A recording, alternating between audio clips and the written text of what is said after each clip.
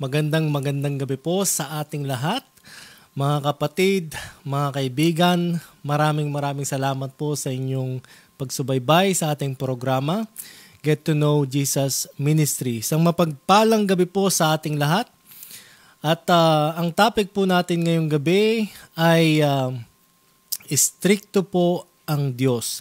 Ito po ang ating ikalawang pag-aaral sa ating nasimulang linggo-linggong pag-aaral. Kada Sabado po ng gabi, alas 7 po ng gabi. At meron din po tayong pag-aaral ng Thursday o Huwebes sa Kapampangan naman po, 7 p.m. At Biyernes sa German language naman po, 12 noon sa Pilipinas, 6 a.m. po sa Germany o sa Europe. At Sunday naman po ay English. Bukas po ay 9 a.m. English naman po tayo. At meron po tayong napakagandang topic ngayong gabi. At may kinalaman po sa pagiging istrikto ng ating Diyos at ganun pa man pagiging mapagmahal ng ating Panginoon. Ang ating pong Diyos ay istrikto, mapagmahal, at talagang napakabuti ng ating Panginoon, mga kapatid. So bago po tayo magpatuloy, tayo po muna po ay manalangin. Amang banal na makapangyarihan po sa lahat, kami po ay nagpapasalamat sa gabing ito na inyong pinagkaloob sa amin upang pag-aralan ng inyong salita. Nawa po, Panginoon, ang banal na Espiritu ang siyang sumama sa amin, pumatnubay sa amin, at nawa po, Panginoon, lahat ng aking sasabihin ay magmumula lamang po sa inyo. Maraming salamat po, Panginoon, sa inyong kabutihan, at sa oras pong ito kami po ay buhay, malakas, at humihinga. Kami po ay nagpapasalamat sa buhay na inyong pinagkakalob sa amin. Patawarin niyo po kami, Panginoon, sa lahat ng aming mga nagawang kasalanan sa pangalan ni Jesus. Amen. Magandang gabi po sa ating lahat. At ang title po ng ating pag-aaralan ngayong gabi ay Istrikto po ang Diyos. Kung ating pong pupulatin ng ating mga Biblia sa mga awit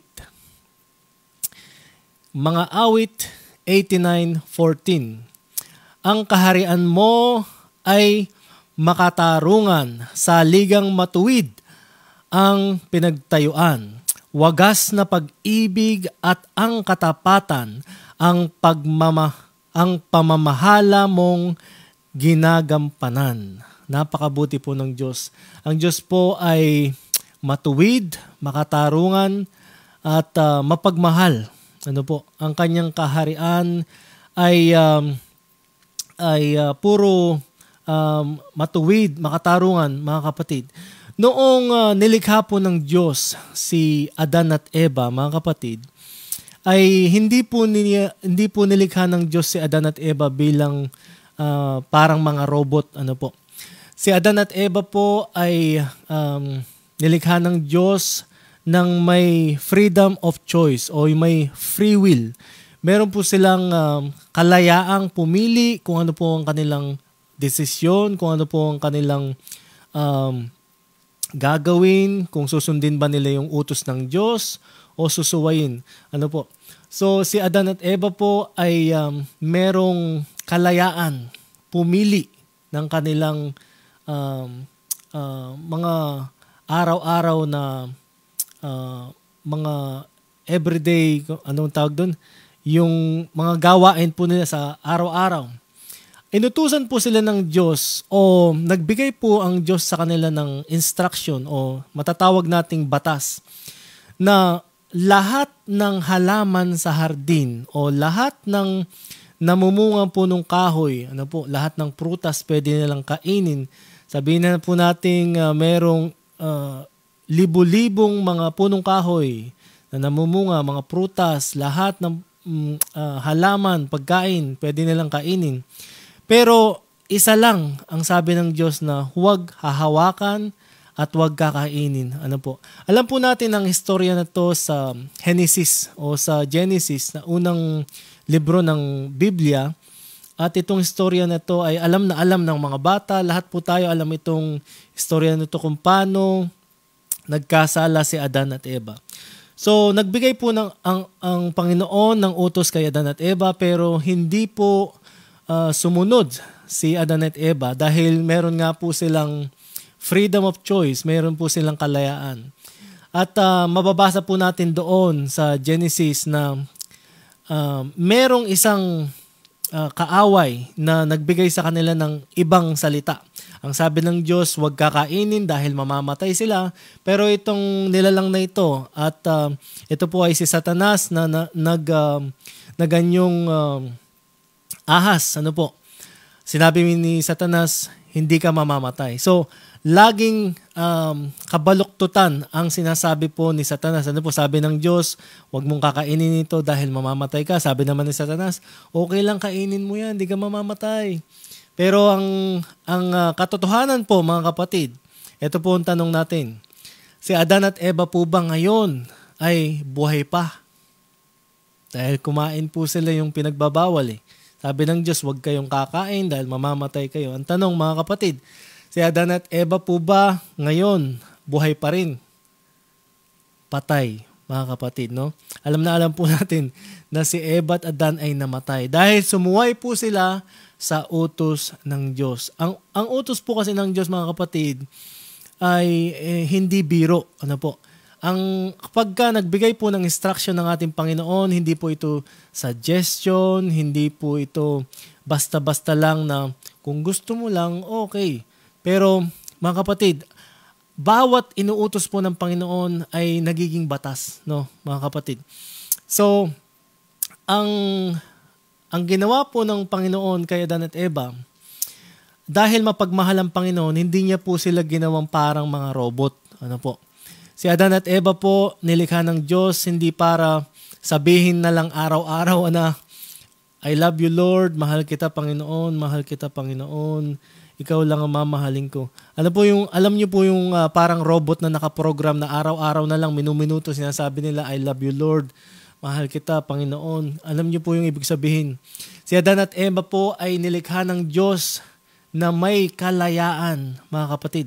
Kaya naman sila ay sa kagustuhan nilang na maging katulad ng Diyos ay pinili nila na kainin yung pinagbabawal ng Panginoon. At kagaya nga po ng sinabi ng Panginoon, pagka kumain kayo dyan ay talagang mamamatay kayo. Kaya nga po ngayon, sa panahon natin, ay talagang wala na si Adan at Eva, mga kapatid, dahil totoo ang salita ng Diyos. Hindi po biro ang instruction ng Panginoon. Mababasa po natin dito sa unang Juan, Kapitulo 3:4, ang sabi po dito, ang bawat nagkakasala ay lumalabag sa kautusan ng Diyos, sapagkat ang kasalanan ay paglabag sa kautusan. Ulitin ko po. Ang bawat nagkakasala ay lumalabag sa kautusan ng Diyos, sapagkat ang kasalanan ay paglabag sa kautusan. Yung po palang ibig sabihin ng kasalanan, mga kapatid, ay paglabag sa kautusan ng Diyos, mga kapatid. No? At kung ang kasalanan po, mga kapatid, ay paglabag sa kautusan ng Diyos, ano naman po ang parusa sa paglabag sa kautusan ng Diyos? Ito po yung magandang talakayan natin. Kung ang kasalanan po ay paglabag sa kautusan ng Diyos, ano naman po ang kaparusahan kapag lumabag ka sa kautusan ng Diyos? Kagaya po sa bansang Pilipinas, ano po? Kapag tayo po ay gumawa ng krimen, tayo po ay kukulong. Dati po, kapag ikaw ay pumatay, meron ding death sentence sa Pilipinas, pero tinanggal po nila. Pero sa Amerika po, meron pa rin pong ganon. Kapag kayo po ay mabigat yung kaso nyo, ay talagang papatayin ka rin dun sa parusa mo, no, mga kapatid. At ang Panginoon po, meron din daw pong, sabi ng Biblia, meron din daw pong kabayaran ang kasalanan. Mababasa po natin yan sa Roma, Kapitulo 6, versikulo 23. Sapagkat kamatayan ang kabayaran ng kasalanan, ngunit walang bayad na kaloob ng Diyos ay Ngunit ang walang bayad na kaloob ng Diyos ay buhay na walang hanggan sa pamamagitan ni Kristo Jesus na ating Panginoon. Pansinin niyo po itong nakalagay dito sa una. Sapagkat kamatayan ang kabayaran ng kasalanan, mga kapatid. Ano po? Ito pong kamatayan na sinasabi dito, hindi po ito yung kamatayan sa sementeryo, no, mga kapatid. Ito pong sinasabing kabayaran ng kasalanan dito na kamatayan ay hindi po itong kamatayan natin na kapag nilibing po tayo at dinala sa huling hantungan sa sementeryo, ay yun na po yung kabayaran ng kasalanan. Hindi po, mga kapatid. Dahil kapag binasa po natin at talagang pinag-aralan po natin ng Biblia, ano pong ibig sabihin ng kamatayan na sinasabi dito? Ito po kasing sa sementeryo, ito po yung unang kamatayan, mga kapatid. At ito pong sinasabi na ikalawang kamatayan, makikita po natin o mababasa po natin dito sa huling libro ng Biblia, sa Apokalipsis 21:8, ang nakalagay po dito, subalit para naman sa mga duwag, mga daksil, mga gumagawa ng mga kasuklam-suklam na bagay, mga mamamatay tao, mga nakikiapid, mga mangkukulam, mga sumasamba sa Diyos-Diyosan, at sa lahat ng mga sinungaling, ang magiging bahagi nila'y sa lawa ng nagliliyab na apoy at asupre. Ito ang pangalawang kamatayan, mga kapatid. Ito po palang binabanggit dito sa Roma 6:23. Itong kamatayan po pala dito, ang patungkol po pala ito dito sa ikalawang kamatayan na matatagpo natin sa Apokalipsis 21:8, mga kapatid. Kaya naman po, hindi po ito ang kabayaran ng kasalanan, mga kapatid. Ang sabi po ng Biblia, lahat po ng namatay ay bubuhayin muli, mga kapatid. Mababasa po natin yan sa Juan, Kapitulo 5:28-29. Huwag ninyo itong pagtakahan, sapagkat darating ang oras na maririnig ng mga patay ang kanyang tinig at sila'y babangon. Lahat ng gumagawa o lahat ng gumawa ng mabuti o ng kabutihan ay babangon patungo sa buhay na walang hanggan. At lahat naman ng gumawa ng kasamaan ay babangon din, mga kaibigan, ano po? Babangon din patungo sa kaparusahan, mga kapatid. So lahat po pala ng namatay, ano po, lahat po ng nilibing sa sementeryo, ay lahat ay babangon balang araw, mga kapatid. Pero, pagkakaroon ng dalawang grupo, mga kapatid. Ang sabi po dito, ang lahat ng gumawa ng mabuti o kabutihan ay babangon patungo sa buhay na walang hanggan. Magkakaroon po sila ng buhay na walang hanggan sa langit. Pero, ang mga gumawa ng masama at dinatnan sila ng kamatayan, at hindi nakahingi ng tawad, mga kapatid, ay babangon din naman pero patungo sa kaparusahan. At ito po yung mababasa natin dito sa Apokalipsis 21:8. Ang nakalagay po ay lawa ng nagliliyab na apoy at asupre. Ito ang pangalawang kamatayan, mga kapatid. Ano po? Meron po tayong unang kamatayan at ito po ang sa sementeryo. Meron naman po tayong ikalawang kamatayan at ito po ang talagang pagtupok ng Diyos sa lahat ng makasalanan at masasama, mga kapatid. Kaya naman, ang mababasa po natin sa Biblia, mga kapatid, ay talagang inihikayat po tayo ng Panginoon na sumunod sa kanyang kautusan. Ano po? Ang sabi po dito sa mga kawikaan, 9:10, ang pangalang at ang paggalang, mga kapatid, ang paggalang at pagsunod kay Yahweh ay pasimula ng karunungan. Ano, mga kapatid? Ang paggalang po pala natin sa Diyos at pagsunod sa Diyos sa mga kautusan niya ay ang pasimula ng karunungan, mga kapatid. Ang pagkilala,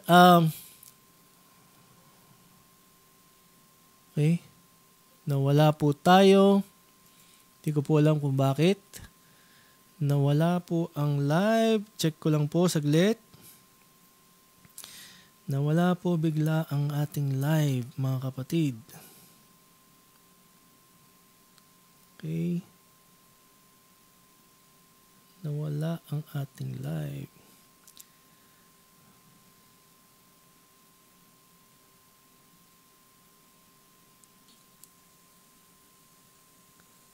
Hello, hello, hello, hello.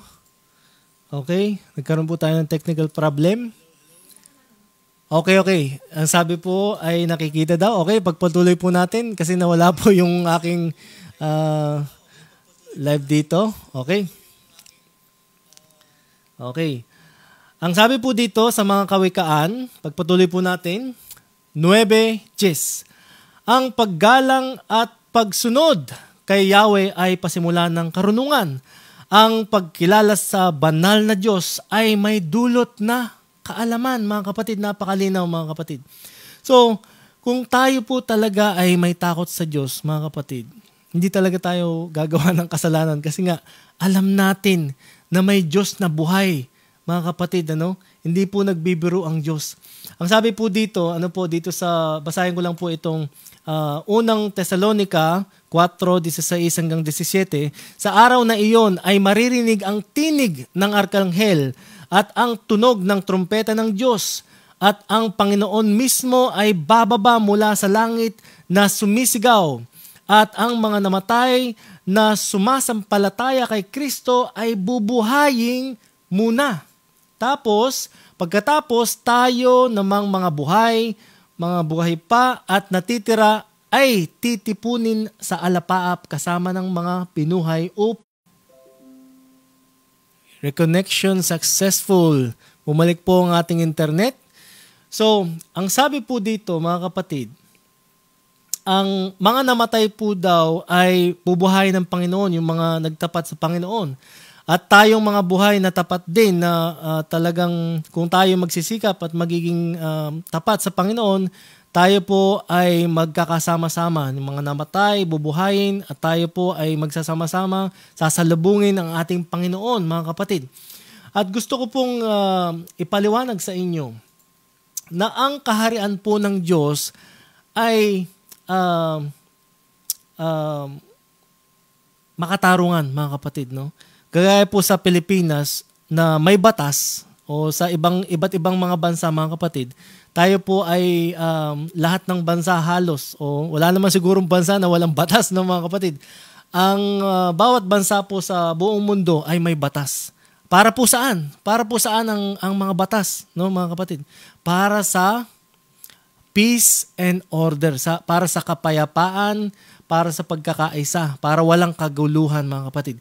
Ganon din po ang kaharian ng Diyos, mga kapatid. Ang kaharian po ng Diyos ay may batas din na dapat sundin, no, mga kapatid, para magkaroon ng peace and order. At ito po ang nilabag ni Satanas at ang mga anghel na sumama po sa kanya. Ito rin po ang nilabag ni Adan at Eva, no, mga kapatid, ang ating unang magulang. At kaya naman po, mga kapatid, kung ang ating pong unang magulang ay lumabag sa kautusan ng Diyos at sinagip po tayo ng Panginoon, sa krus ng Kalbaryo, sinagip po tayo ng Panginoon o binigyan niya tayo ng pagkakataon na makatakas dito sa ikalawang kamatayan na ito. Dito sa parusa ng kasalanan, mga kapatid, basahin ko po ulit. Ang kabayaran ng kasalanan ay kamatayan. Sapagkat kamatayan, ang sabi po dito sa Roma 6:23, sapagkat kamatayan ang kabayaran ng kasalanan. At ito po ang tinutukoy na ikalawang kamatayan sa Apokalipsis 21:8. Ngayon, mga kapatid, paano tayo makakatakas dito sa kaparusahan na ito, mga kapatid, na ikalawang kamatayan? Ito nga po yung sinasabi sa John 3:16, for God so loved the world that He gave His only begotten Son, that whosoever believeth in Him should not perish but have everlasting life. Meron pong kondisyon, mga kapatid. Kung gusto po nating makatakas dito sa kaparusahan ng kasalanan na dito sa dagat-dagatang apoy, meron po tayong kailangang gawin, mga kapatid. At ano po yun? Kailangan po nating magsisi sa ating mga kasalanan at tanggapin po si Kristo bilang ating personal na tagapagligtas, mga kapatid. At si Kristo po, mga kapatid, ay hinihintay lang po tayo, no, na magbalik loob sa Kanya at tigilan lahat ng ating mga kasalanang ginagawa, mga kapatid. Dahil kagaya nga po ni Adan at Eva, si Adan at Eva po ay nagkamali, mga kapatid, no? Si Adan at Eva po ay nagkamali. Kaya ang kabayaran po ng kasalanan, alam niyo po kung ano, ang sakripisyo po ni Kristo sa krus ng Kalbaryo. Kaya po ang dahilan po kung bakit naipako si Kristo sa krus ay dahil sa ating pagsuway, mga kapatid. Sa pagsuway ni Adan at Eva, sa pagsuway lahat ng mga anak ni Adan at Eva, mga kapatid, tayo po yun. Lahat po tayo ay makasalanan. Lahat po tayo ay nagrebelde sa Diyos. Pero tinatawagan po tayo ng Panginoon na magbalik loob sa Kanya, magsisi sa lahat ng ating mga nagawang kasalanan at huwag nang magpatuloy magkasala, mga kapatid. Basahin po natin dito sa Hebreo 12:14. Ang sabi po dito, sikapin ninyong makasundo ang lahat. Ano po? Sikapin ninyong makasundo ang lahat at magpakabanal sapagkat hindi ninyo makikita ang Panginoon kung hindi kayo mamumuhay ng ganito. So linaw po nito, mga kapatid. Kung wala pong magpapakabanal na tao o kung hindi po magpapakabanal ang isang tao, mga kapatid, hindi niya daw po makikita ang Diyos. Ibig sabihin, kung hindi po magpapakabanal ang tao, hindi po siya makakapasok sa langit, mga kapatid. Hindi po siya maliligtas kung hindi po siya magpapakabanal. Ayon po ito sa Hebreo 12:14, mga kapatid. Sikapin ninyong makasundo ang lahat at magpakabanal. Ito po napakalinaw, mga kapatid. Sapagkat hindi ninyo makikita ang Panginoon kung hindi kayo mamumuhay ng ganito. Kung hindi po tayo mamumuhay ng may kabanalan, mga kapatid, hindi po tayo maliligtas, mga kapatid. Ang sabi po dito sa unang Pedro, Kapitulo 1, versikulo 15 hanggang 16, dahil ang Diyos na pumili sa inyo ay banal, dapat din kayong magpakabanal sa lahat ng inyong ginagawa, no, mga kapatid? Sapagkat nasusulat, magpakabanal kayo sapagkat ako'y banal. Napakalinaw po nun, mga kapatid, no? Tinatawagan po tayo ng Panginoon na magpakabanal. Sa lahat ng ating pong ginagawa, tayo po ay magpakabanal. Dahil siya daw po ay banal na Diyos, mga kapatid. Wala pong makakarating sa langit ng hindi banal, mga kapatid, no? Kailangan po nating maging banal bago tayo makapunta sa langit. Ngayon, ang pinakamalaking tanong, paano po tayo magiging banal? Ito po ang malaking tanong. Isa lang pong paraan para maging banal tayo, mga kapatid. Hindi po sa ating kakayahan. Hindi po tayo magiging banal sa ating human effort. Hindi po tayo magiging banal sa ating sariling kakayanan, mga kapatid. Isa lang po ang paraan para maging banal. Tanggapin po natin ang ating Panginoong Hesus. Magsisi sa ating mga kasalanan at sundin. Sumunod sa ating Panginoong Hesus. Sabi po ng Panginoon, if you love me, keep my commandments. Kung ako ay inyong minamahal, tuparin nyo ang aking mga kautusan. Ang sabi po ni Jesus Christ. Ano po, mga kapatid? So, kung tayo po ay talagang minamahal ang ating Panginoon, susundin po natin ang kanyang mga kautusan. Mga kapatid, isa lamang po, isang paraan lang po para maging banal po tayo. Tanggapin po natin si Kristo. Magbalik loob po tayo sa Kanya. At ang dugo na nabuhos po sa Kalbaryo, siya pong magpapabanal sa atin. Siya pong tutubos sa ating mga kasalanan, mga kapatid, no? Yung pong sakripisyo ng Panginoon sa Kalbaryo, mga kapatid, binigyan niya po tayo ng pagkakataong malinisan. Pero kung hindi po tayo magpapalinis, kung hindi po natin tatanggapin ng ating Panginoon, hindi po tayo malilinisan.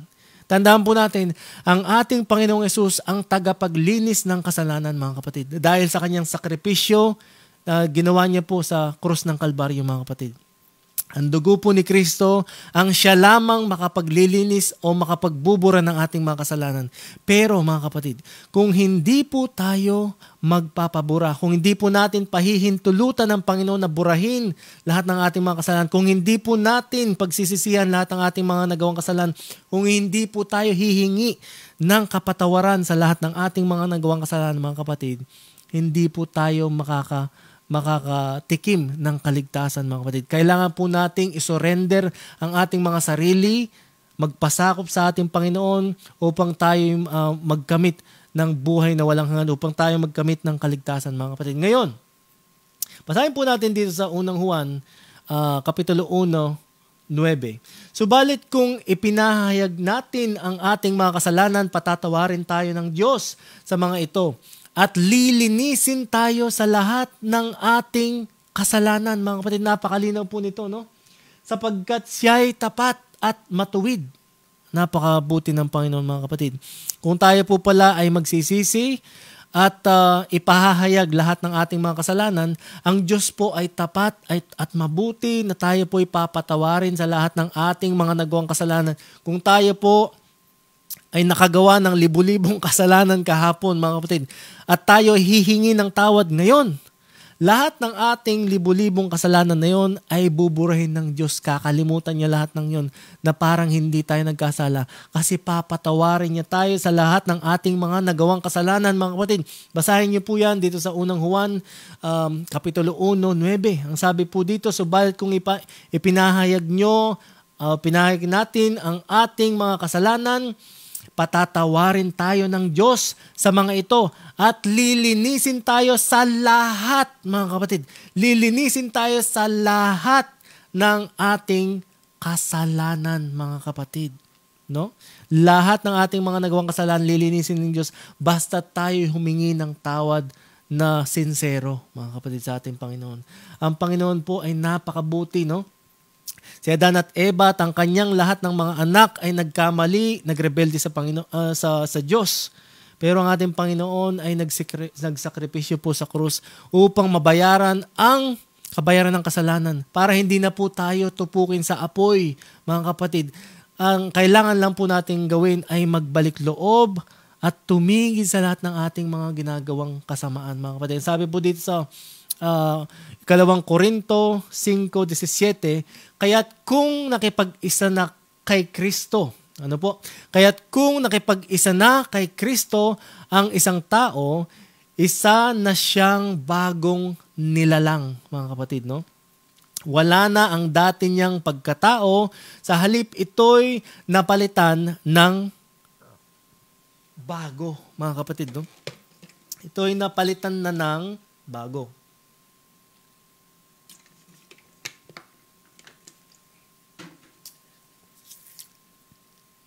Pag po pala natin tinanggap ang ating Panginoon, mga kapatid, gagawin niya tayong parang bagong nilalang. Ano po? Spiritually, tayo po ay magiging bagong nilalang, mga kapatid. Ano pong ibig sabihin nun? Basahin po natin dito sa Juan 3:3. Sumagot si Jesus kay Nicodemus. Ano po, mga kapatid? Ang sabi ni Jesus, tandaan mo ang sinasabi kong ito. Malibang ipanganak na muli ang isang tao, hindi niya makikita ang paghahari ng Diyos, mga kapatid, no? Ang sabi ng Panginoong Hesus, malibang ipanganak na muli ang isang tao, hindi po siya maliligtas. Ano pong ibig sabihin nito? Ito pong ibig sabihin ng Panginoon dun sa pagtanggap sa Kanya at pamumuhay natin ng banal. Sa pamamagitan po ng pagtalikod sa ating mga masasamang gawain, sa ating makasalanang buhay, tinatalikuran natin. Dito po sa ating pagtanggap sa ating Panginoon, dito po sa ating pagtanggap sa Kanya sa bautismo ng tubig at espiritu, mga kapatid, no? Pagtanggap sa Kanya sa pagbabautismo sa tubig at sa Holy Spirit o sa banal na spirito, no, mga kapatid. So kapag tinanggap po pala natin ang sakripisyo ng ating Panginoon, pag po pala humingi tayo ng kapatawaran sa Kanya, tinanggap natin ang ating Panginoon bilang ating personal na tagapagligtas, mga kapatid, tayo po ay gagawin niyang bagong nilalang. Tayo po ay parang magiging bagong silang na sanggol. Ano po ibig sabihin nun? Spiritually, parang magiging bagong tao po tayo, mga kapatid, na parang hindi tayo nagkasala. Kasi nga, yung pong righteousness ni Jesus Christ, yung katuwiran po ni Jesus Christ ay may lilipat sa atin, mga kapatid, na parang hindi tayo nagkasala. Ano po? Kung babasahin po natin yung libro na Steps to Christ, mababasa po natin doon, napakaganda ng pagkakapaliwanan. Yung pong righteousness ni Jesus Christ, yung katuwiran po ng ating Panginoon na Simula pagkapanganak niya hanggang mamatay siya, hindi siya gumawa ng kasalanan. Yung katuwiran niya po, mga kapatid, ay mapapasa atin po yun kung tayo po ay tatanggap sa ating Panginoon. So, dahil po doon sa sakripisyo ng ating Panginoon na sa ating pagtanggap sa Kanya, tayo po ay magiging banal. Pabaguhin po ng ating Panginoon ang ating mga sarili, no? Ang Panginoon po, babaguhin niya yung bawat taong magsisisi, bawat taong tatanggap sa Kanya, magiging parang bagong nilalang sila spiritually, mga kapatid, no? Tayo po ay magiging born again Christian. Tayo po ay magiging banal pag po tayo binura ng Panginoon lahat ng ating mga kasalanan at tinanggap natin siya bilang ating personal na tagapagligtas. Mga kapatid, buburin niya lahat ng ating mga kasalanan at ano pong mangyayari sa atin? Mawawalan tayo ng kasalanan, mga kapatid. Kapag ang Panginoon binura niya yung ating mga kasalanan, wala na yung kasalanan, mga kapatid. Pag sinabi nating, Panginoon, may natira pa eh. Panginoon, patawarin niyo ako sa lahat ng aking mga nagawang kasalanan. Sa sinabi ng Panginoon, buburin ko 90% lang, ha? Titira ko yung konti. Pero hindi po ganoon, mga kapatid, ano? Ang sabi po ng Panginoon, kung tayo po hihingi ng tawad sa Kanya, mababasa po natin dito, lilinisin tayo sa lahat ng ating mga kasalanan. No, mga kapatid, basahin po natin unang Juan 1:9. At gagawin niya tayong bagong nilalang. Ang bagong nilalang po, mga kapatid, parang si Adan at Eva bago siya nagkasala, no? Si Adan at Eva, magiging ganun tayo bago sila nagkasala. Ano po? Righteous, holy, sinless, perfect, mga kapatid. Ang problema lang, mga kapatid, pagkatapos nating tanggapin si Kristo, ang problema sa ating mga tao, bumabalik tayo, mga kapatid. Binabalikan natin yung mga kasalanan na hiningin natin ng tawad sa Panginoon. Binabalik-balikan po natin yun. Dahil sa ating katigasan ng ulo, pabalik-balik po tayo dun sa mga kasalanan na yun. At kaya naman po, gusto ko pong ipaliwanag ito, no, mga kapatid. Meron po tayong 3 stages of salvation, no, mga kapatid. Hindi po one-time deal ang ating kaligtasan, no? Katulad ng sinasabi ng ating mga kapatid na once saved, ng ating ibang mga kapatid na once saved, always saved, no? Mga kapatid, ng ating ibang pananampalataya.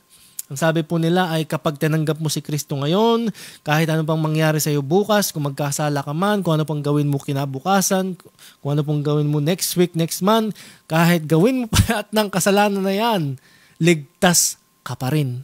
Mali po yun, mga kapatid. Ano po? Ang biblical salvation po, mga kapatid, ay may 3 stages, no, mga kapatid. Ito po ang tinatawag na justification, sanctification, at glorification, mga kapatid. Ano pong ibig sabihin nito? Ang ibig sabihin po ng justification ay ito po yung kung kailan natin, ito po yung excuse me po, mga kapatid. Parang si Mike Enriquez lang. Excuse me po. Parang ito po yung oras na tumanggap po tayo sa ating Panginoon, mga kapatid. When we accept Jesus Christ as our Lord and Savior, ito po yung ibig sabihin ng justification. Sa oras po na tanggapin natin ang ating Panginoon at pagsisihan lahat ng ating mga kasalanan at humingi ng tawad sa ating lahat ng mga kasalanan, i-justify po tayo ngayon ng ating Panginoon, no? Ang ibig pong sabihin nito, dito po sa ilalim, save from the penalty of sin, mga kapatid, no? Doon sa kabayaran ng kasalanan, imbis na tayo yung mapaparusahan, hindi na po tayo mapaparusahan dahil ginastify na po tayo ng ating Panginoon, no? So, ligtas na po tayo dun sa kaparusahan ng kasalanan at ready na tayong umakyat sa langit kung tayo man ay mamamatay, no, mga kapatid? Kagaya po nung magnanakaw na naipako kasama ni Kristo, siya po ay tumanggap sa ating Panginoon at siya ay namatay. Dun, pagkatanggap niya sa ating Panginoon, namatay po siya, no, mga kapatid. So, hanggang justification lang po siya. Siya po ay ligtas, mga kapatid. Tayo po ay ligtas na sa oras na ma-justify po tayo ng ating Panginoon, sa oras na mapatawad po tayo ng ating Panginoon sa lahat ng ating mga nagawang kasalanan, tayo po ay justified, tayo po ay ready umakyat sa langit kung tayo man po ay mamamatay, no, mga kapatid. Pero, hindi po natin pwedeng ikumpara yung ating sarili dun sa magnanakaw na kasamang namatay ng ating Panginoon sa krus, mga kapatid. Dahil yung magnanakaw po ay pagkatapos siyang tanggapin si Kristo ay namatay siya agad, mga kapatid. Tayo po, pagkatapos natin tinanggap si Kristo, binigyan niya pa tayo ng ilang taon para mabuhay, mga kapatid, no? Ako, tinanggap ko yung Panginoon. Grade 5 po ako noon, mga kapatid, no? Grade 5. Ngayon, matanda na ako, mga kapatid, no? Binigyan pa ako ng ilang taon ng Panginoon. Napakaraming taon nun, mga kapatid, no? Kung tayo po ay 60 years old na, napakaraming taon po nun, mga kapatid. So, hindi po natin pwedeng ikumpara yung sarili natin na gayahin na lang natin yung magnanakaw sa krus. Tignan mo, tinanggap niya si Kristo tapos naligtas. Wala naman siyang ginawang pangangaral, di naman siya kung ano-ano pang mga kautusan ang sinunod niya, no? Gayahin na lang natin yung magnanakaw sa krus. Maliligtas din siguro tayo. Huwag po natin gayahin yun, mga kapatid. Dahil kapag binibigyan pa po tayo ng mga pagkakataon ng ating Panginoon para mabuhay, mga kapatid, tayo po ay kailangan pumunta o mag-proceed doon sa tinatawag na sanctification, mga kapatid. Ano pong ibig sabihin nito? Ito po yung perfect obedience or stop sinning completely, mga kapatid, no? Talagang pagtigil sa ating lahat ng mga kasalanan, no? Ang tawag po dito sa ilalim, being saved from the power of sin, mga kapatid. Ito po yung presence, no? Ito po yung present ito po yung kasalukuyan na ating kalagayan, no? Nung tinanggap po natin ang ating Panginoon, yun po yung ibig sabihin ng justification. Ginastify po tayo ng ating Panginoon. Ngayon, nandito po tayo ngayon sa sanctification period o yung ating paghihintay sa muling pagbabalik ng ating Panginoon. Dahil kapag bumalik po ang ating Panginoon at natagpuan po tayo o nadatnan po tayong nagtatapat sa Kanya, tayo po ay pupunta doon sa tinatawag na glorification, mga kapatid. Ito po yung pagpumunta na tayo sa langit, no, mga kapatid. Pag dumating ang ating Panginoong Hesus, ang tawag po dito sa ilalim, basahin po natin, saved from the presence of sin, mga kapatid. So wala nang kasalanan sa langit, no? Wala nang kasalanan sa langit. Pero mga kapatid, hindi pa po dumarating yan. Dito po tayo muna. Dito po muna tayo sa sanctification, mga kapatid, no? Sa lahat po ng 3 stages na ito, mga kapatid, alam niyo po kung anong pinakamahirap dyan? Ito po, pangalawa. Ito pong sanctification, ang pinakamahirap dyan sa tatlong yan. Ito pong justification ay napakadali lang po yan, no, mga kapatid. Tanggapin po natin ng ating Panginoon, lilinisin niya tayo sa ating mga kasalanan, at bibigyan niya tayo ng assurance na ligtas tayo.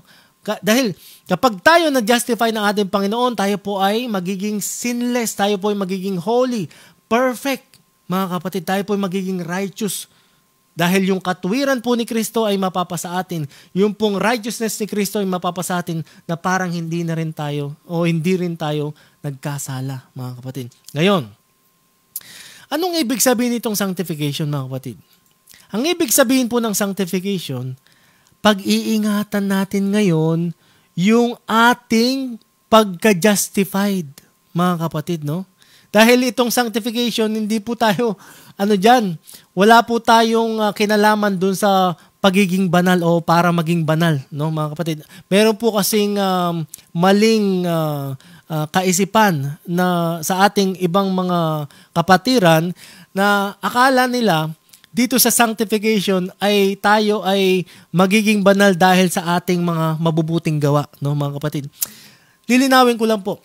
Hindi po tayo magiging banal sa ating mga mabubuting gawa. Alam niyo po kung bakit, mga kapatid? Ang magbibigay lang po ng kabanalan sa atin ay yung justification o yung dugo ni Kristo na nabuhos sa Kalbaryo, mga kapatid. Yun lang po ang magpapabanal sa atin. Yun lang po ang magpapatawad sa ating mga kasalanan. Dito po sa justification, tayo po ay naging sinless, naging banal, naging perfect, righteous, mga kapatid. Ang kailangan lang po natin gawin ay pakaingatan itong justification na ito, mga kapatid, no?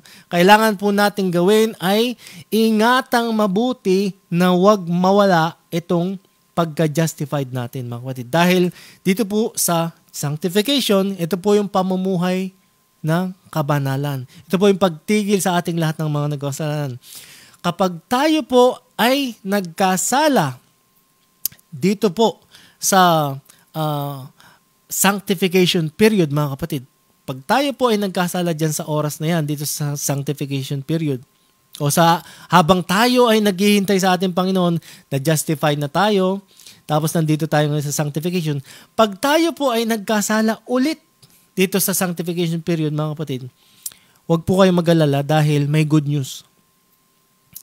Dahil pwede po tayong ulit na humingi ng tawad sa ating Panginoon. No, mga kapatid? Pwede po tayong umulit, no? So, nawala yung ating justification dahil nagkasala tayo. Anong kailangan natin gawin? The moment na magkasala po tayo, mga kapatid, lumuhod po tayo. Luhod agad sa Panginoon. At humingi agad ng tawad sa ating Panginoon, mga kapatid. Huwag po nating patagalin. Dahil pagka pinapatagal po natin na hindi po tayo humihingi ng kapatawaran sa ating Panginoon, para na rin natin sinasabi na, okay lang sa akin mapunta sa impyerno. Okay lang sa akin na maparusahan sa impyerno. Kasi the moment na meron po kayong kasalanan, mga kapatid, tayo po, no? The moment na meron po tayong kasalanan, the moment na gumawa po tayong kasalanan, tayo po ay parang nasa death row.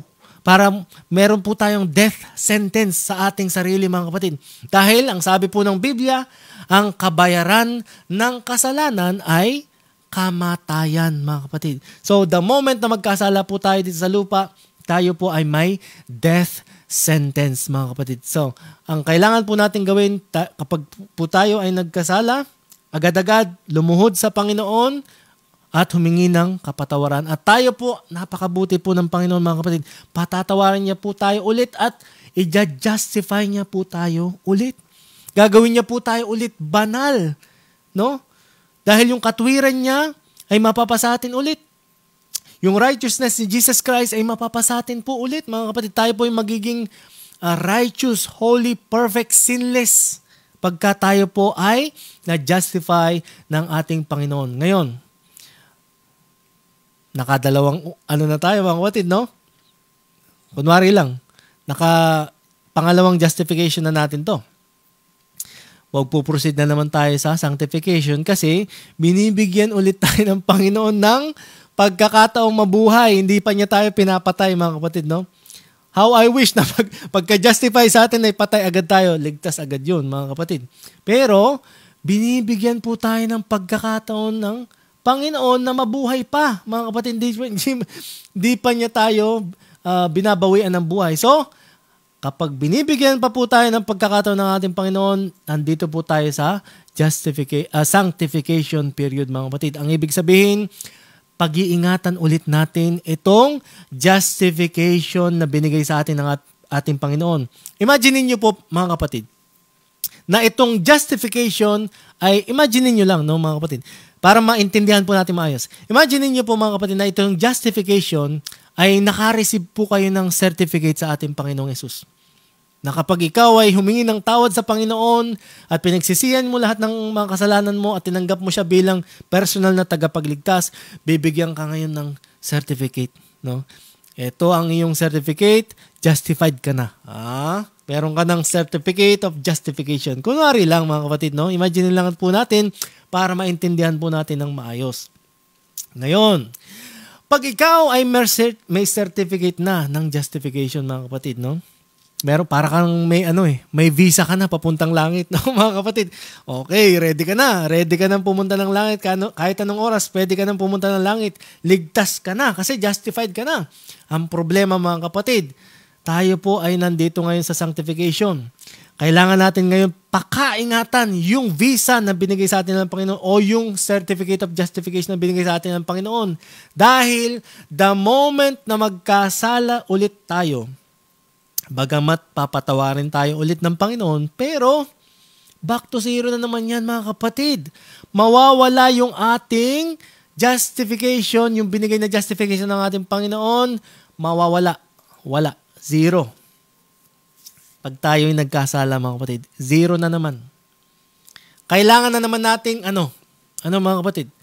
Kailangan na naman nating humingi ng tawad sa ating Panginoon at tanggapin na naman siya bilang ating Panginoon na tagapagligtas at talagang pagsisihan lahat ng ating mga kasalanan. Mga kapatid, kailangan po nating maintindihan na sa bawat pagkakasala po natin, merong kabayaran yan, mga kapatid, no? Merong kabayaran yan. At ang kabayaran po dyan, yung death sentence na tinatawag na second death sa Apocalypse o sa Revelation, mga kapatid, no? The moment na tayo po ay na-justify at tayo ay nagkasala, ulit, mga kapatid, dito sa sanctification period, mawawala po lahat yan, no? Mawawala po lahat yan. Magiging zero. Magiging ulit tayo? Magiging kaawa-awang makasalanan. Kaya naman, mga kapatid, sa oras na magkasala tayo, lumuhod agad tayo sa Panginoon at humingi agad nagtawad, mga kapatid, dahil nawawala yung ating kasalanan, nawawala yung ating kaligtasan, mga kapatid. Meron po akong narinig na yun daw pong kaligtasan ay hindi daw po nawawala. No? Kahit daw po tayo ay gumawa ng kasalanan, kapag tayo ay tumanggap na kay Kristo, kunwari tinanggap po natin si Kristo kahapon, at tayo ay nakagawa ng kasalanan ngayon, hindi daw po nawawala yung kaligtasan natin. Maling katuruan po yun, mga kapatid. Ano po? Dahil ang sabi po ng Panginoon, mababasa po natin yan, ang kabayaran ng kasalanan ay kamatayan. So mga kapatid, malinaw po na kapag tayo ay nagkakasala sa Panginoon, nawawala po yung ating kabanalan. Nawawala po yung ating pagiging justified. No, mga kapatid, yung pong binigay na justification ng Panginoon ay nawawala. So anong kailangan natin gawin? Hihingi na naman ng tawad sa Panginoon at magsisisi lahat ng ating mga nagawang kasalanan at magja-justify na naman tayo. Kapag hindi po natin tinigilan itong paulit-ulit na pagkakasala, mga kapatid, no? Paulit-ulit, sanctification, justification, back to zero na naman. Sanctification, justification, back to zero na naman. Ano? Nandito tayo sa sanctification, back to zero na naman. Kasi nga, nagkakasala, nagkakasala tayo, paulit-ulit tayong bumabalik sa ating mga kasalanan, no, mga kapatid. Ang tanong, maliligtas ba tayo kahit may kasalanan tayo, mga kapatid? Tanong. Mapupunta ba tayo sa langit kung meron tayong kasalanan na hindi nahinga ng tawad, mga kapatid? Mapupunta ba tayo sa langit na kahit papalya-palya tayong nagkakasala o kahit na hindi natin mapigilang magkasala o kumbaga patuloy tayo sa pagkakasala paulit-ulit? Ang tanong, mga kapatid, maliligtas ba tayo? Alam niyo po, mga kapatid, ang sagot po dyan, hindi. Dahil kung papairalin po natin ang batas ng Panginoon, mga kapatid, kung merong po kayong kakilalang attorney, tanungin niyo po. Sabihin niyo, ganito yung batas ng Panginoon. Ang sabi po ng Biblia dito ay ang kabayaran daw po ng kasalanan ay kamatayan. So, maliligtas po kaya ako kung meron akong kasalanan? Kung tatanungin niyo po ang isang attorney, mga kapatid, hindi. Kasi yun po yung batas ng Panginoon eh. No? Mga kapatid, ang batas po ng Panginoon, kapag tayo po ay nakagawa ng kasalanan, agad-agad, meron po tayong kaparusahan, mga kapatid. Kagaya po ng isang tao na pumatay ng tao. Kapag po ang isang tao ay pumatay ng tao, makukulong po yan. Kung meron pong batas, ano po? Meron pong batas sa Pilipinas, kapag pumatay ka, makukulong ka. Pero imagine niyo po, mga kapatid, na ating Panginoon na imbis na tayo ay magdusa sa kulungan, ang ginawa ng Panginoon, mga kapatid, sinakripisyo niya yung buhay niya, tapos pinalaya tayo. No? Okay, malaya na tayo ngayon. Bagamat tayo ay pumatay, tayo ay malaya sa kaparusahan. Ngayon, babalik ba tayo sa pagpatay, mga kapatid? Papatay ba ulit tayo ng tao para makulong ulit? Ito yung tanong, mga kapatid. Pag tayo pinatawad ng ating Panginoon sa ating mga kasalanan, babalik ba tayo dun sa ating ginawang kasalanan, mga kapatid? Ang sagot dyan, siyempre, kung tayo ay matino, hindi na tayo babalik dapat dun sa kasalanan na ating nagawa, mga kapatid. Huwag po nating idahilan na tao lang tayo nagkakasala. Hindi ko talaga mapigilang magkasala eh. Talagang paulit-ulit na lang nagagawa itong kasalanan ito, mga kapatid. Alam niyo po, mga kapatid, sa ating sarili, hindi talaga natin kayang tumigil magkasala, mga kapatid, no? Sa ating sariling kakayahan, sa ating sariling human effort lang, kung human effort lang ang ating pairalin na walang tulong ng ating Panginoon, hindi po natin kayang tumigil sa ating pagkakasala, mga kapatid. Kailangan po natin ng tulong na supernatural na tulong mula sa Panginoon, mga kapatid. No? Kailangan po natin ng banal na spirito, no? So ang ating pong human effort, no? At combine dito sa ating pananampalataya sa ating Panginoon o yung pagtulong sa atin ng banal na spirito. Ang sabi po ng Biblia, I can do all things through Christ who strengthens me, mga kapatid. Kaya nating gawin lahat, no? Sa tulong po ng ating Panginoon, mga kapatid. Bigyan niyo po ako ng isang kasalanan na hindi ka kayang tulungan ng Panginoon na mapanagumpayan itong kasalanan ito, mga kapatid. Ikaw ba ay naninigarilyo? Hindi mo ba talaga kayang tigilan yan? Meron po akong makakilala, mga kapatid, na ang tagal-tagal nilang nanigarilyo, no? 40 years. Pero nakatigil sila sa kanilang paninigarilyo. Hindi na sila nanigarilyo kailanman, mga kapatid. Meron talagang kaya talaga ng tao, sa tulong ng ating Panginoon, kaya talaga ng taong tumigil sa bawat kasalanan na kanyang ginagawa. Bigyan niyo po ako ng isa. Isang kasalanan na hindi kayo kayang tulungan ng Panginoon na mapanagumpayan itong kasalanan ito. Mag-isip po kayong isang kasalanan. Panginoon, hindi ko kasing mapigilan. Talagang araw-araw pumapatay ako ng tao, hindi ko talaga mapigilan eh. Hindi po ba tayo kayang tulungan ng Panginoon na tumigil pumatay ng tao, mga kapatid? Panginoon, hindi ko talaga kayang tigilan magnakaw. Araw-araw talaga nagnanakaw ako eh. Hindi ko talaga mapigilan eh. Mga kapatid, hindi ba tayo kayang tulungan ng ating Panginoon na tumigil magnakaw, mga kapatid? Mag-isip po kayo ng isang kasalanan na paulit-ulit yung ginagawa na akala nyo parang wala nang pag-asa, mga kapatid. Bigyan nyo po ko ng isang kasalanan, no?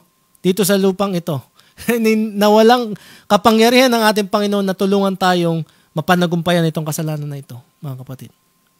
Ang sabi po ng Biblia, hindi tayo bibigyan ng pagsubok ng Panginoon nang hindi natin kaya, mga kapatid, no?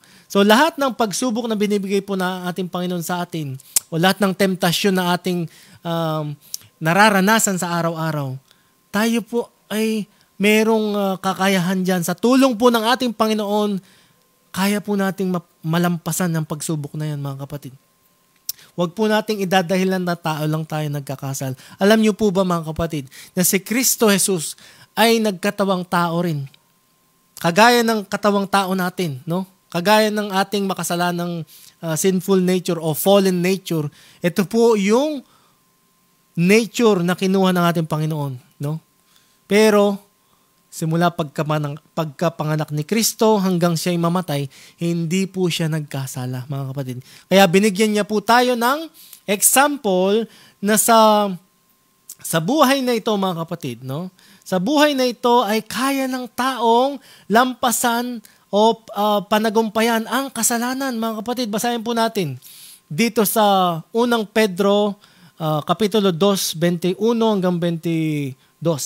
Ang pagtitiis ng hirap ay bahagi ng pagkatawag sa inyo ng Diyos, sapagkat nang si Kristo ay magtiis para sa inyo, nag-iwan siya sa inyo ng isang halimbawa na dapat ninyong lubos na tularan, mga kapatid. Hindi siya gumawa ng anumang kasalanan o nagsinungaling kailanman. No, mga kapatid?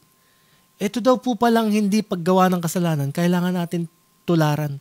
Yung ginawang example ni Kristo nung siya ay pinanganak dito sa lupa bilang tao, mga kapatid, at hanggang siya'y mamatay, yun daw po pala ay kailangan natin tularan. Kung siya po ay hindi nagkasala, yun daw po pala ay kailangan natin tularan. Ang sabi po dito, mga kapatid, nag-iwan daw si Kristo, nag-iwan siya sa inyo ng isang halimbawa na dapat ninyong lubos na tularan. Hindi siya gumawa ng anumang kasalanan o nagsinungaling kailanman, mga kapatid. Basahin po natin dito sa 1:5-14. Pagkatapos nito, ang sabi po ni Kristo, no, dun sa pinagaling niyang pilay. Ang sabi po ni Kristo, pagkatapos nito nakita ni Jesus sa loob ng templo ang lalaki at sinabihan itong, magaling ka na. Sabi niya dun sa pilay na pinagaling niya, mga kapatid, no? Pilay ito at pinalakad ni Kristo, mga kapatid. Ang sabi niya dito, magaling ka na ngayon. Huwag ka nang gumawa ng kasalanan at baka masahol pa riyan ang mangyari sa iyo, mga kapatid, no?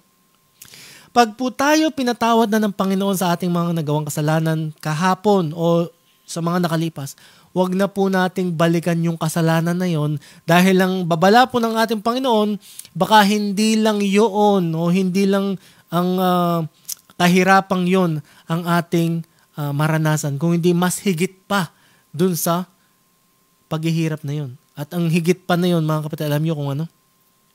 Pag po natin balikan yung ating mga kasalanan at nadatnan po tayo ng kamatayan at hindi tayo nakahingi ng kapatawaran, mga kapatid, ang labas po dyan, ang hahantungan po natin dyan ay yung ikalawang kamatayan.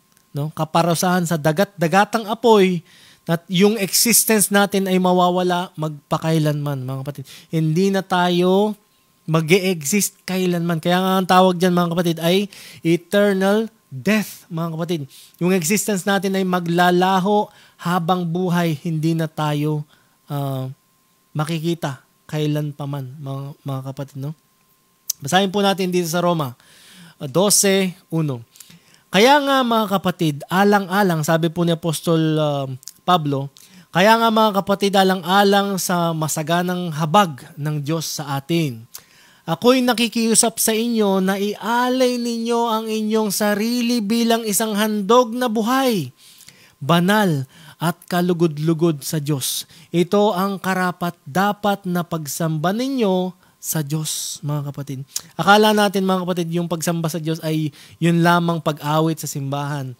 Akala natin yung pagsamba sa Diyos ay yun lang pananalangin sa simbahan o yung pagseserbisyo sa loob ng simbahan, mga kapatid. Hindi po. Hindi lang po yun ang ating pagsamba sa Diyos. Ang tunay na pagsamba po sa Diyos ay ang pagsunod sa Kanyang mga kautusan, mga kapatid. Pwede po tayong mag-special number dyan sa church. Pwede po tayong mag-sermon dyan sa church. Pwede po tayong umawit dyan sa church. Pwede po tayong manalangin dyan sa church. Pero kung hindi po natin tinitigilan lahat ng mga ginagawa nating kasalanan, mga kapatid, para lang nating niloloko yung sarili natin, mga kapatid. Banal tayo sa church tuwing Sabado, pero mula Linggo hanggang Biyernes makamundo yung buhay natin, mga kapatid. Niloloko lang natin ang ating mga sarili, mga kapatid. Hindi po tayo maliligtas dahil meron tayong double personality. Meron tayong personality na banal kapag Sabado, pero Linggo hanggang Biyernes, ang Diyos lang ang nakakaalam kung anong ginagawa natin, mga kapatid, ano? Kung hindi po tayo talagang isosurrender natin ang ating mga sarili sa ating Panginoon at talagang magsisi at tigilan lahat ng ating mga ginagawang kasalanan. Bagamat araw-araw tayo po ay tinutokso ni Satanas. Kung tayo po ay magkasala, humingi agad tayo ng tawad, mga kapatid. Kung tayo po ay magkamali, humingi agad tayo ng tawad, mga kapatid, no? Naniniwala po ako na hindi naman tayo hihintay ng Panginoon na hihintayin ko magkasala itong tao na to. Pagka nagkasala itong tao na, papatayin ko agad to. Naniniwala po ako, mga kapatid. Hindi po ganun ang Diyos, mga kapatid, no? Hindi po ganun ang Diyos na hinihintay niya tayo magkasala tapos pagka nagkasala tayo, papatayin tayo tapos para hindi na tayo maligtas, no? Hindi po ganun ang Diyos, mga kapatid. Ang Diyos po ay mabuti. Mabuti po ang Diyos, mga kapatid. Mababasa po natin yan sa 1 Kings ba yun o 2 Kings? Ang sabi po doon sa chapter 20, na ang Panginoon po pala, mga kapatid, ay napakabuti, mga kapatid. Binibigyan niya yung tao na kahit sabihin na niya na mamamatay ka, pero bibigyan kita ng oras para magbago. Ganun po ang ating Panginoon, mga kapatid, no? Basahin po natin dyan. Hindi ko lang sure kung sa 1 Kings or 2 Kings, basta chapter 20, mga kapatid. Mababasa po natin doon yung story ng isang hari na sinabi ng Diyos, kukunin ko yung buhay mo, pero bago kukunin yan, bibigyan kitang oras para maghanda. Na sa kamatayan mo, paghandaan mo yung kamatayan, ayusin mo yung buhay mo, tapos kukunin ko buhay mo. Napakabuti ng Panginoon, mga kapatid. Hindi niya tayo hahayaan na patayin na lang bigla-bigla. No? The moment na magkasala tayo, patayin na agad. Binibigyan po tayo ng pagkakataong magbago ng ating Panginoon, mga kapatid. Kung ilang taon na po kayo ngayon. Ako po ay 33. Kung kayo po ay 40, 50, 20 years na kayong binibigyan ng pagkakataon ng magbago ng ating Panginoon. 30 years na kayong binibigyan ng pagkakataon magbago ng ating Panginoon. 50 years na kayong binibigyan ng pagkakataon ng ating Panginoon para magbago, mga kapatid. 60 years, 70 years, 80 years na kayong binibigyan ng pagkakataong magbago, mga kapatid, ng ating Panginoon. Hinihintay niya po tayong ibigay lahat sa Kanya bago man lang tayo mawala dito sa mundong ito, mga kapatid. Sa gabi pong ito, mga kapatid, ang ating pong Panginoon ay nananawagan. No? Dahil ang sabi po ng Biblia, wala pong maliligtas kung walang magpapakabanal, mga kapatid. Ano po? Ang sabi po dito, walang maliligtas kung walang magpapakabanal, mga kapatid. Basahin po natin. Hebreo 12:14. Sapagkat hindi ninyo makikita ang Panginoon kung hindi kayo mamumuhay ng ganito. Magpapakabanal o magpakabanal. Mga kapatid, basahin niyo po. Hebreo 12:14. Kaya naman, mga kapatid, sa gabi pong ito, tayo po ay tinatawagan ng Panginoon na magsisi sa lahat ng ating mga nagawang kasalanan at talagang sundin ang kanyang mga kautusan. Hindi po natin sinusunod ang kautusan ng Diyos para tayo ay maging banal, mga kapatid. Mali. Hindi po natin sinusunod ang 10 utos para tayo maging banal. Sinusunod po natin ang 10 utos dahil tayo ay banal na. Binanal na ng Panginoon dun sa pagtanggap natin sa Kanya bilang ating personal na tagapagligtas, mga kapatid. Sumusunod po tayo sa Kanya dahil mahal po natin ang ating Panginoon, mga kapatid. No? Ang Panginoon po ay napakabuti at hinihintay niya lang tayong magbalik loob sa Kanya at mamuhay sa kabanalan. Tayo po ay manalangin. Amang banal na makapangyarihan po sa lahat, maraming salamat po, Panginoon, sa pagkakataon na iyong binibigay sa amin upang makapagbago. Kami po, Panginoon, ay inyo pong tulungan na magsisi ng tuluyan at talikuran lahat ng aming mga ginagawang kasalanan, Panginoon. Dahil nabasa po namin ngayong gabi na kung hindi po kami magpapakabanal ay hindi po kami maliligtas. Tulungan niyo po kami, Panginoon, na tuparin ang inyong mga kautusan. Hindi po para kami ay makatamo ng kabanalan, kung hindi po dahil kami po ay inyong pinabanal na sa aming pagtanggap sa inyo, Panginoon. Tulungan niyo po kami maging masunurin sa inyong mga kautusan. Tulungan niyo po kami, Panginoon, na magtapat hanggang sa huli, hanggang sa huling hininga namin dito sa lupa, o hanggang makita po namin kayo sa inyong muling pagbabalik. Tulungan niyo po kami, Panginoon, at patawarin sa lahat ng aming mga nagawang kasalanan sa pangalan ng aming Panginoong Jesus. Amen. Maraming salamat po sa lahat ng sumusubaybay. Gusto ko pong batiin lahat ng nag-comment dito sa ating comment section. Pagbati po sa ating mahal na kapatid na si Sister Geraldine Grabador. Ang Grabador family po ay talagang napakatapat sa ating iglesia dito sa Bukay Seventh-day Adventist Church. God bless po sa family Grabador at sa family po ni Brother Ronnie Lansangan, sa kanya pong asawa at mga anak. Maraming salamat po sa inyong pagsubaybay at pagpalain po tayo ng ating Panginoon. Ganon din po kay Brother Freddy and Incognito. Brother Freddy Incognito. Maraming salamat po. Amen po sa inyong pagtangkilik at pagsubaybay sa ating programa. Ganon din po kay Brother Jorel Gela. Maraming salamat po sa inyo pong pagsama sa amin sa pag-worship. Ganon din po si Brother S.C. Salapan Sanchez sa Italy. Welcome po sa ating live. Maraming salamat po. God bless the Sanchez family. Ganun din po kay Brother Raymond Carbonco sa ating pong magiting na elder dito po sa Area 3. Maraming salamat po sa inyo pong pagsama sa ating worship.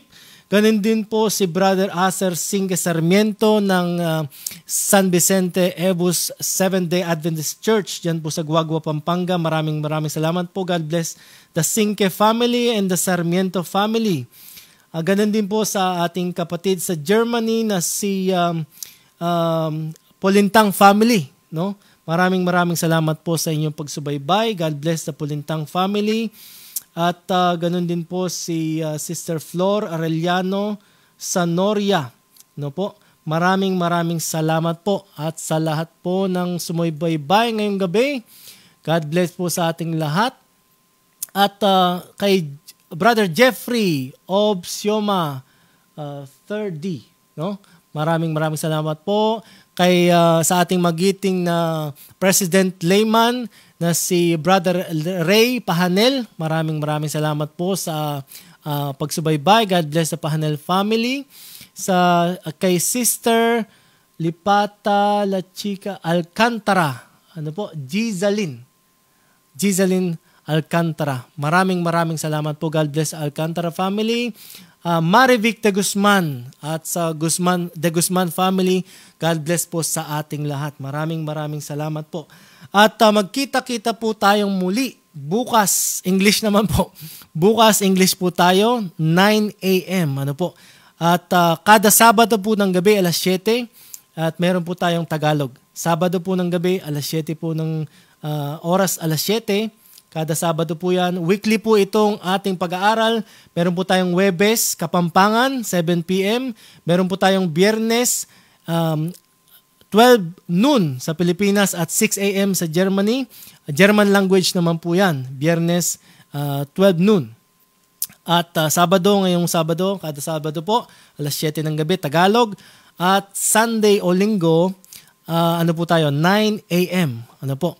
So maraming salamat po. At ginagawa ko po ang lahat para lahat ng alam kong lengguwahe, mga kapatid, ay aking ginagamit sa tulong po ng teknolohiya, sa tulong po ng ating Panginoon na maipakalat ang pabalita sa buong mundo para dumating na po ang ating Panginoon. Ano po?